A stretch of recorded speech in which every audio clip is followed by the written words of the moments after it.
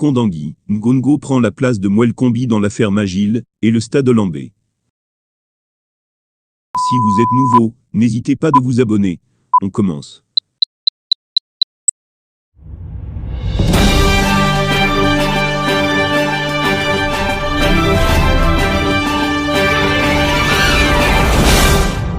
Kondangui, Ngongo prend la place de Moël Kombi dans l'affaire Magil et le stade Lambé. Le scandale de la construction du stade de Lambé n'a pas encore livré l'ampleur de la gabegie, de l'incurie et du pillage systématique des fonds. Dans une correspondance datée du 19 février 2021, l'honorable Jean-Michel Nintcheux interpellait le ministre d'État, secrétaire général de la présidence de la République, sur l'état global du parachèvement des travaux du complexe sportif de Lambé, CSO. En effet, en date du 16 février 2021, le chef de l'État habilitait le ministre de l'Économie, de Planification et de l'Aménagement du Territoire, MINPA, à contracter un prêt de 55 milliards de FCFA auprès de la Standard Chartered Bank, en vue d'achever les travaux du CSO. L'honorable Nintcheux souhaitait avoir un descriptif des travaux jusqu'ici réalisés, non sans attirer l'attention du SGPR sur les forts soupçons de surfacturation. Lors de ces différentes descentes sur le site de Lambé, le ministre des Sports, Narcisse Moël Kombi, rassurait l'opinion publique sur l'évolution des finitions, achèvement de la tribune présidentielle, pot du tartan sur la piste d'athlétisme. Le choix de Magil est lui-même suspect de connivence. Magil promettait pourtant de préfinancer les travaux sur fonds propres et de livrer le stade clé en main avant le début de la Cantotanergie 2021. Par quelle alchimie Magil a-t-il perçu près de 42 milliards de FCFA sur les 55 milliards alloués à la finition des travaux? Pour sauver les meubles, Razel et d'autres sous-traitants vont être appelés à la rescousse. Ils réclament aujourd'hui près de 13 milliards de FCFA au maître d'ouvrage. Alors que l'offre technique de Pixini était à même d'achever les travaux estimés à une trentaine de milliards de FCFA, Magil est entré en scène, avec des complicités au sein de l'appareil gouvernemental.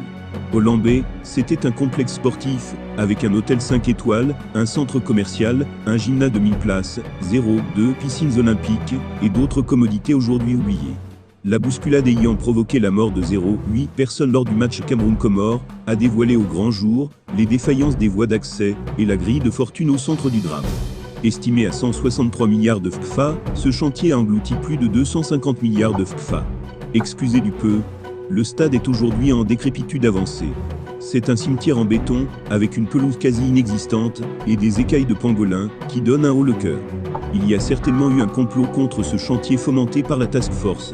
Prétextant de l'urgence après les différentes missions de la CAF au Cameroun et l'engagement personnel du chef de l'État d'être prêt le jour dit, la Task Force s'est livrée à une cascade de marchés de gré à gré. Alors même que le Premier ministre était mis à l'écart, tout était supervisé à la présidence de la République à travers le tout-puissant SGPR via la fameuse Task Force. Le ministre des Sports se fend aujourd'hui de sa plus belle plume en adressant une correspondance controversée au secrétaire général de la primature. Simple fuite en avant de volonté de distraire l'opinion publique. Toujours est-il que Moël Kombi propose un plan de sauvetage du CSO en comptant sur l'expertise locale et le budget de l'État. Quel gâchis! Le CSO restera un cas d'école de la prédation impitoyable de quelques kleptocrates bien connus. Ce scandale qui ne saurait rester impuni, dévoile les liaisons dangereuses entre certains gestionnaires de fonds publics et les milieux d'affaires. Il apparaît aujourd'hui que Magil n'avait pas l'expertise nécessaire, tout comme d'autres sociétés écrans appelées à la rescousse pour la forfaiture. La Task Force a préféré tourner le chef de l'État en bourrique en multipliant des logiques de pillage systématique, avec en lame de fond, le prétendu grand âge du chef de l'État. Mal leur en a pris.